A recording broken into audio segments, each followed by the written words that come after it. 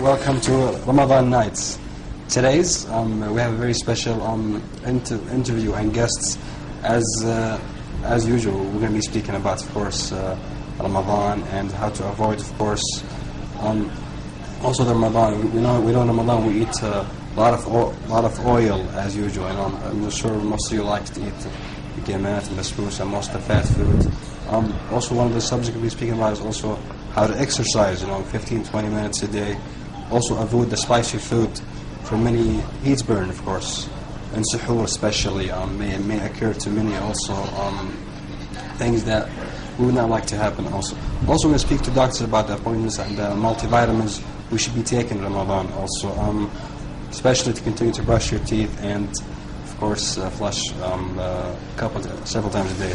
When we first welcome, of course, my co-host and a colleague, and of course, a good friend of mine, Miss Lara.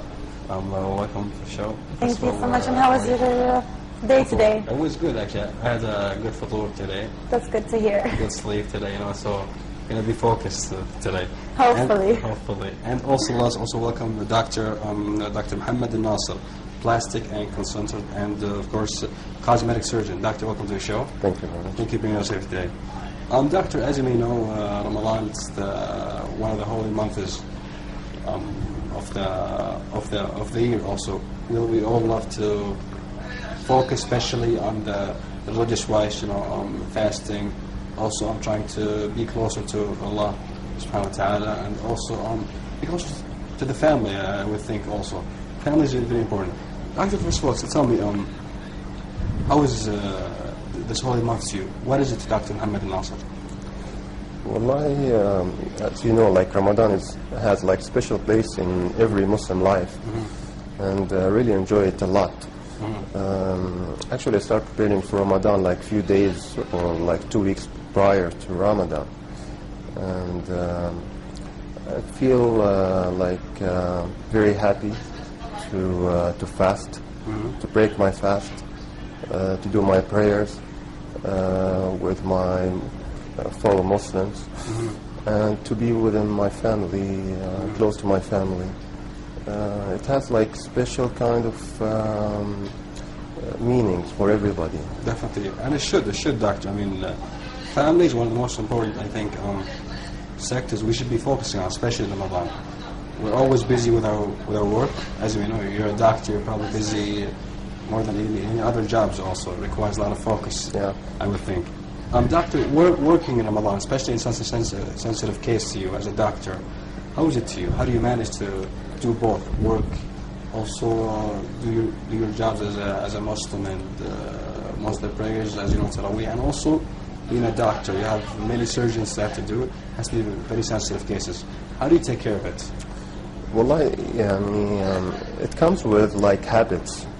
Especially during training, because like I was trained in North America and in Europe, and fasting over there is quite difficult. It's even more difficult than in Saudi Arabia or in Arabic world.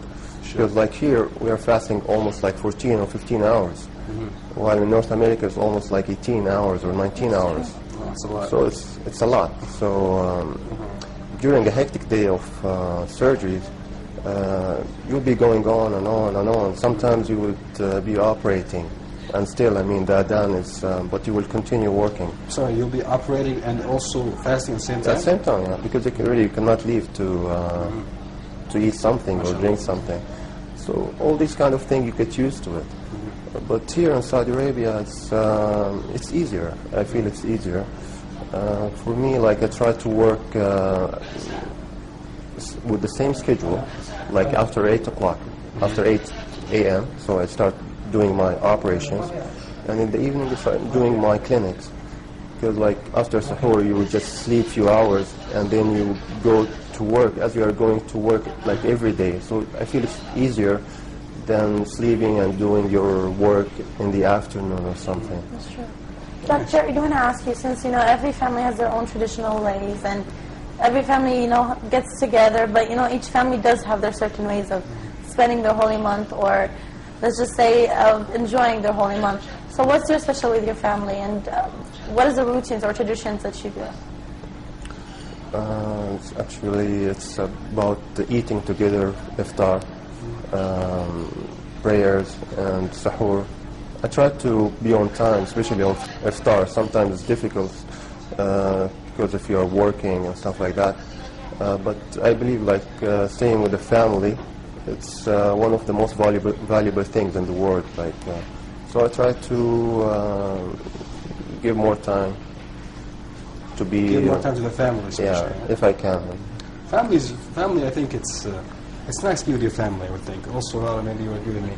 Nice to be with the family, but sometimes also you get to a point where being with your family, the family gathering, too much gossiping, as you may know, especially here in all the Arab nation, everything we like to gossip a lot. Do you think sometimes we go out of the subject of Ramadan, of this very important gathering, or we should be focusing only on the gathering of Ramadan? We should be focusing about how to be more holy, how to be speak about how to get closer. Also, the Eid's coming. Many discussion comes on. Actually, you mentioned a very important point, like about gathering and doing nothing in particular. That's really significant. I believe like if we are gathering, so we should do something that's useful to you, to me, to everybody. While just talking for the sake of talking, will yield nothing. And we have to remember that Ramadan is the month of reading, because it's the month of Quran as well. As we all know, Jibreel alayhi salam, peace upon him, like he brought the Quran from the sky to Prophet Muhammad, in Ramadan, so it's a holy month, and the first say in the Quran was Iqra, or read. So we have to read. But so more readings and to focus on prayers and holy sayings.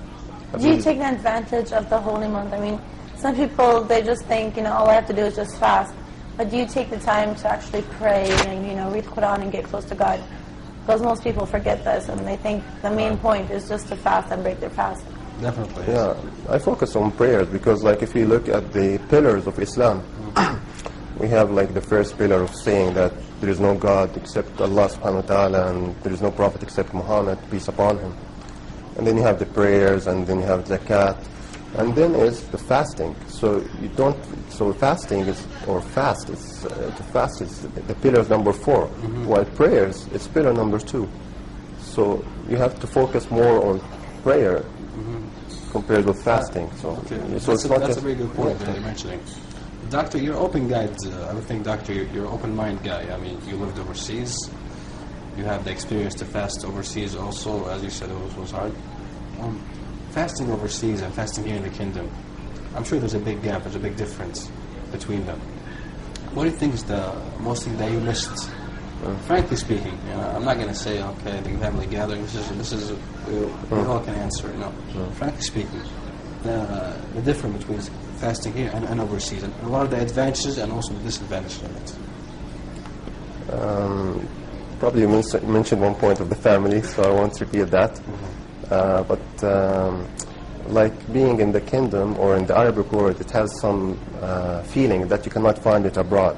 That's true. Probably in different parts of the kingdom, or even in Egypt, you have some kind of rituals like fawanis, masaharati, these kind of things. For you to mention Egypt, actually. Yeah, so we don't have it in Riyadh. I'm from Riyadh. We don't have these kind of rituals here in Riyadh. But if you go to Jeddah, for example, they still have this kind of rituals from Egypt. Which I find it very interesting. It brings some kind of flavor to the month of Ramadan. The other thing is the food. The food is quite nice here compared it's always with better here than you cannot compare. You cannot compare. What is the food that you miss most? Gimat, probably? Probably sambusa, ligimat, probably they would say sambusa with a different name, like samosa, but the flavor is not the same. While abroad, you would know, fasting is more difficult. You would be more tolerant, And the other thing, you would fast with other people who are Muslims as well, but from other countries who you were not accustomed to meet in Saudi Arabia, people, if you are in Europe, in France or Spain, you see a lot of people from Algeria, for example, from Morocco, from Tunisia. And if you are in North America, more people from different parts of the world gathering. And it would be very, very nice actually. And if you, like me and you, we are breaking our fast, and then like someone like Lara comes and she is not a Muslim and she would eat with us, you know. So she would. Actually, the English people love. I am Muslim, alhamdulillah. But I'm saying, you know, the Americans or the, you know, the foreign people, they love to see new things, new traditions. So they would actually, you know, join you. In last year, where I heard it was a bunch of people actually went together and they were not even Muslim, but they wanted to try the feeling of, you know, fasting and breaking the fast. And most of them said it's, you know, a great thing, great blessing to have food, to drink. So they have a little feeling of what we, why we do this. What's the reason of all the whole fasting and, you know, why we're at the prayer time. So they get a little taste of our traditions, I guess you can say, or our religion. And for most people, it's fantastic.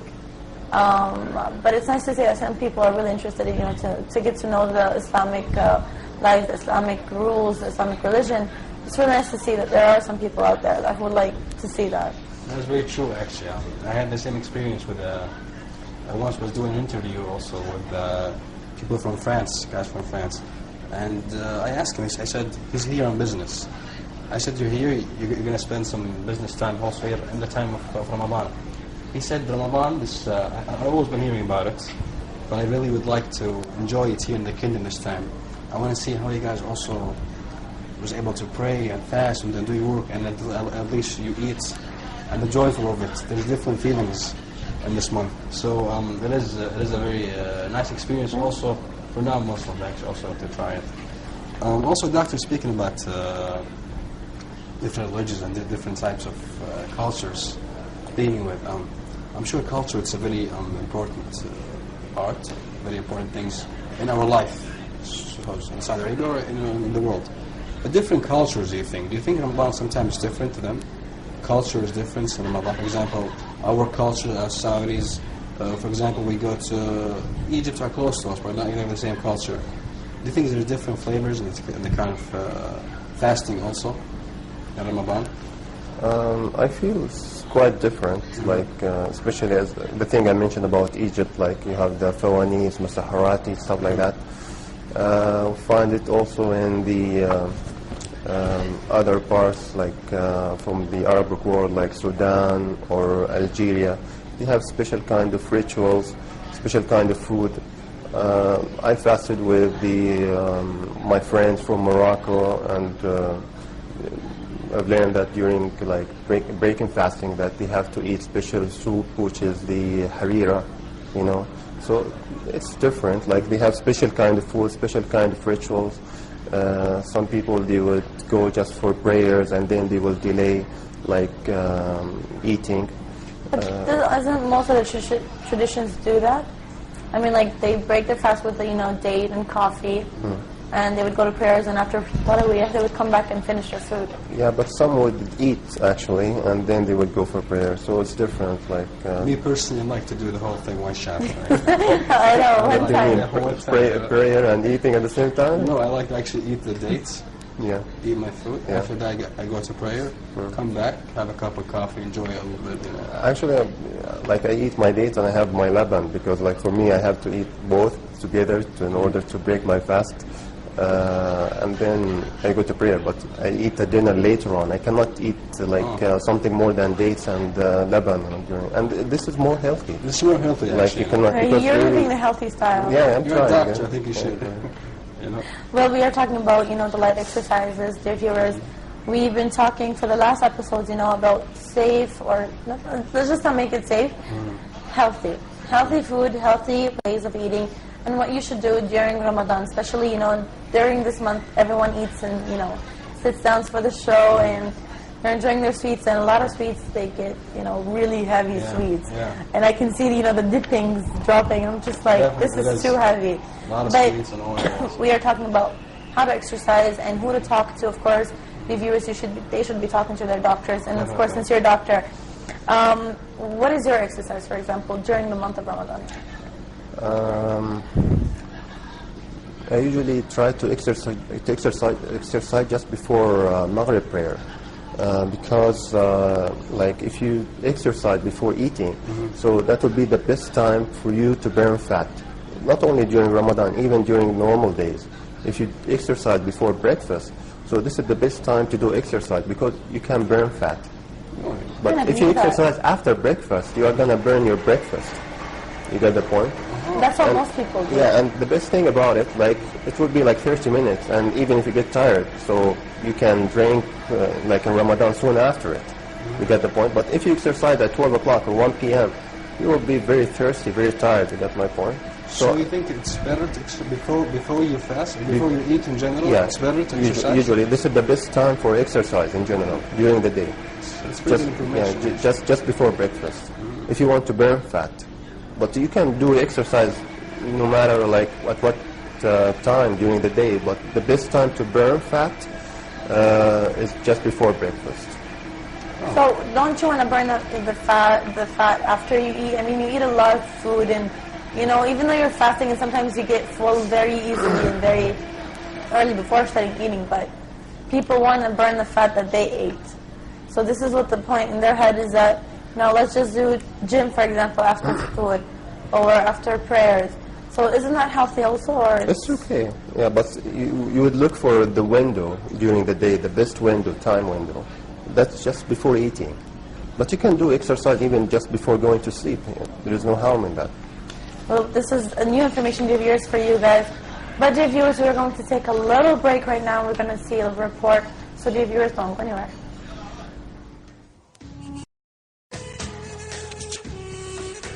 Welcome back, dear viewers. And of course, as you guys saw, we interviewed a lot of people, and of course, thanks to the great reporter who helped us, we're going to go back to the subject of Ramadan and of course the healthy ways of living style of the holy month, and of course taking use of the month. Not only that, we're going to be talking and discussing more subjects with our guests. There is a question in my mind, and I was discussing it with Walid before. When was the first time you started fasting? How old were you? That is a good subject. Probably it was like when I was 12, in my 6th grade. You're 12. Like, 12. It's the right age, I guess, to start fasting. I believe so. Because I did my elementary school here in Saudi. So usually like the teachers and the family, they will try to encourage you, like as a young chap, to fast. And you can do it. I mean. 12 is a correct age, you think? I believe like from 12 up to 15, like you can just try a few days